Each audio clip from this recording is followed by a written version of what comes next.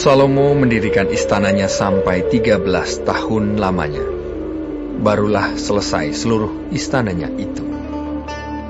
Ia mendirikan gedung hutan Libanon, 100 hasta panjangnya dan 50 hasta lebarnya, dan 30 hasta tingginya. Disangga oleh 3 jajar tiang kayu aras dengan ganja kayu aras di atas tiang itu. Gedung itu ditutup dari atas dengan langit-langit kayu aras. Di atas balok-balok melintang yang disangga oleh tiang-tiang itu. 45 jumlahnya, yakni 15 sejajar. Ada pula 3 jajar jendela berbidai.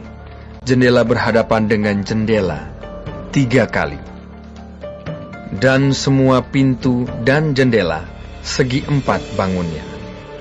Jendela berhadapan dengan jendela 3 kali. Ia membuat juga balai saka, 50 hasta panjangnya dan 30 hasta lebarnya. Dengan di sebelah depannya sebuah balai lagi yang bertiang dan bertangga di sebelah depannya. Dibuatnya juga balai singgasana, tempat ia memutuskan hukum, balai pengadilan, yang ditutupi dengan kayu aras dari lantai sampai ke balok langit-langit. Dan gedung kediamannya sendiri, di pelataran yang lain, lebih ke sebelah dalam lagi dari balai itu, adalah sama buatannya. Dan bagi anak Firaun, yang diambil Salomo menjadi istrinya, dibuatnya juga sebuah gedung sama dengan balai itu. Tembok dari semuanya ini dibuat dari batu yang mahal-mahal, yang sesuai dengan ukuran batu pahat, digergaji dengan gergaji dari sebelah dalam dan dari sebelah luar, dari dasar sampai ke atas, dan juga dari tembok luar sampai kepada tembok pelataran besar. Bahkan dasar gedung-gedung itu dari batu yang mahal-mahal, batu yang besar-besar, batu yang 10 hasta, dan batu yang 8 hasta. Di bagian atas ada batu yang mahal-mahal, berukuran batu pahat, dan kayu aras juga. Sekeliling pelataran besar ada tembok dari 3 jajar batu pahat dan 1 jajar balok kayu aras. Demikian juga sekeliling pelataran dalam rumah Tuhan dan balainya. Kemudian Raja Salomo menyuruh orang menjemput Hiram dari Tirus. Dia adalah anak seorang janda dari suku Naftali, sedang ayahnya orang Tirus, tukang tembaga.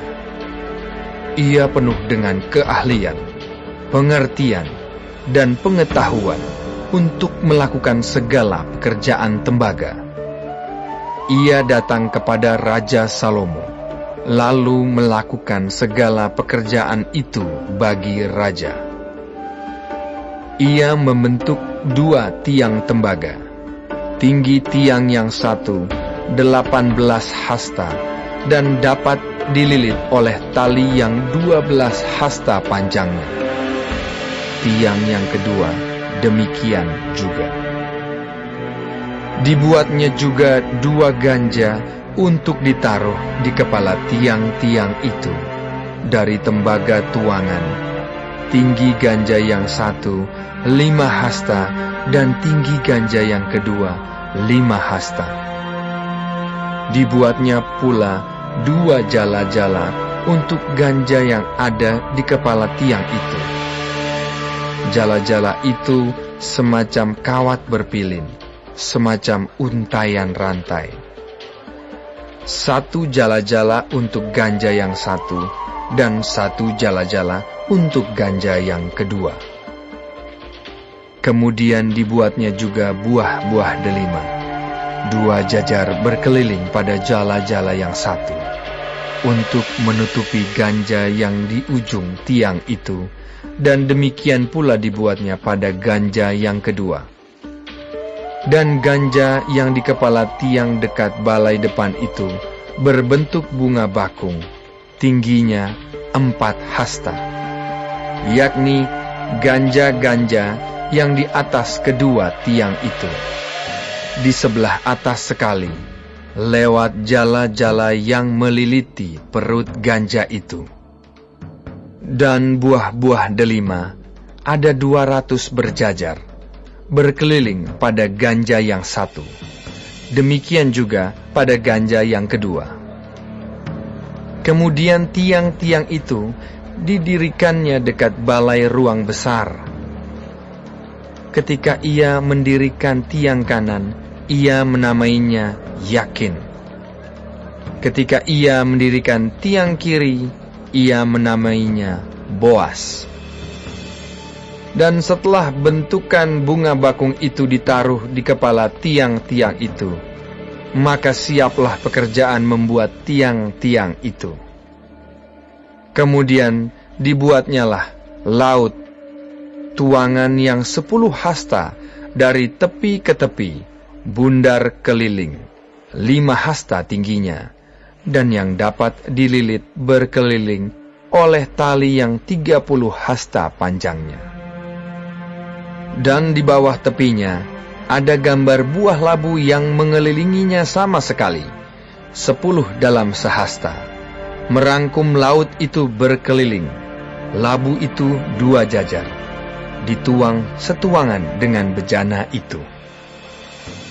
Laut itu menumpang di atas 12 lembu, 3 menghadap ke utara dan 3 menghadap ke barat, 3 menghadap ke selatan dan 3 menghadap ke timur. Laut itu menumpang di atasnya, sedang segala buntut lembu itu menuju ke dalam. Tebal laut itu setapak tangan, dan tepinya serupa tepi piala, seperti bunga bakung yang berkembang. Laut itu dapat memuat 2000 bat air. Selanjutnya, dibuatnya 10 kereta penopang dari tembaga. 1 kereta 4 hasta panjangnya, 4 hasta lebarnya, dan 3 hasta tingginya. Beginilah bentuk kereta penopang itu. Ada papan penutupnya, dan papan itu diapit oleh bingkai. Dan pada papan penutup yang diapit oleh bingkai itu ada singa, lembu, dan kerub, dan demikian juga pada bingkai itu. Di sebelah atas dan di sebelah bawah singa dan lembu itu ada karangan-karangan bunga yang tergantung. Pada 1 kereta penopang ada 4 roda tembaga dengan poros tembaga. Dan pada keempat penjurunya ada sangga untuk menyangga bejana pembasuhan. Sangga-sangga itu dituang, dan di sebelah luar setiap sangga ada karangan bunga. Dan mulut kereta penopang itu ada di sebelah dalam sangga-sangga itu, menonjol ke atas 1 hasta. Mulutnya itu bundar, buatannya sebagai tumpuan, dan dalamnya 1,5 hasta. Juga pada mulutnya itu ada ukiran, tetapi papan-papan penutupnya 4 persegi, jadi tidak bundar. Keempat roda itu ada di bawah papan penutup, dan tangan-tangan roda itu ada pada kereta penopang itu. Dan tinggi 1 roda ialah 1,5 hasta. Dan buatan roda itu seperti buatan roda kereta, tetapi tangan-tangannya, lingkarnya, jari-jarinya, dan napnya, semuanya tuangan. Keempat sangga pada keempat sudut setiap kereta penopang adalah seiras dengan kereta itu. Dan di sebelah atas kereta penopang itu ada leher bundar berkeliling, 1/2 hasta tingginya. Di sebelah atas kereta itu ada pula topang-topang dan papan penutup yang seiras dengan dia. Maka pada muka topang-topangnya itu dan pada papan-papan penutupnya diukirkannyalah keruk, singa, dan pohon korma, masing-masing menurut tempat yang ada, dan karangan bunga sekeliling. Demikianlah dikerjakannya ke-10 kereta penopang itu. Tuangannya sama, ukurannya sama, dan potongannya sama semuanya. Lagi pula, dibuatnya 10 bejana pembasuhan dari tembaga. Setiap bejana dapat memuat 40 bat air. Setiap bejana 4 hasta besarnya, dan ada 1 bejana di atas setiap kereta dari ke-10 kereta penopang itu. 5 kereta penopang ditaruhnya pada sisi kanan rumah itu, dan 5 pada sisi kirinya. Tetapi laut itu ditaruhnya pada sisi kanan rumah itu, arah tenggara. Dan Hiram membuat juga kuali-kuali, penyodok-penyodok, dan bokor-bokor penyiraman. Demikianlah Hiram menyelesaikan segala pekerjaan yang harus dilakukannya bagi Raja Salomo di rumah Tuhan, yakni kedua tiang dengan kedua bulatan ganja yang di kepala tiang itu, dan kedua jala-jala yang menutup kedua bulatan ganja itu, 400 buah delima untuk kedua jala-jala itu, 2 jajar buah delima untuk 1 jala-jala, guna menutupi kedua bulatan ganja yang di atas tiang itu. Ke-10 kereta penopang dan ke-10 bejana pembasuhan yang di atas kereta itu. Laut yang satu itu dan ke-12 lembu yang di bawah laut itu. Kuali-kuali, penyodok-penyodok, dan bokor-bokor penyiraman. Segala perlengkapan yang dibuat Hiram bagi Raja Salomo di rumah Tuhan itu adalah dari tembaga yang diupam. Raja menuang semuanya itu di lembah Yordan, di dalam tanah liat antara Sukot dan Sartan. Dan Salomo membiarkan segala perlengkapan itu tidak ditimbang, karena jumlahnya yang amat besar. Berat tembaga itu tidaklah terhitung. Salomo membuat juga segala perlengkapan yang ada di rumah Tuhan, yakni mezbah emas dan meja emas tempat menaruh roti sajian. Kandil-kandil dari emas murni, 5 di sebelah kanan dan 5 di sebelah kiri, di depan ruang belakang.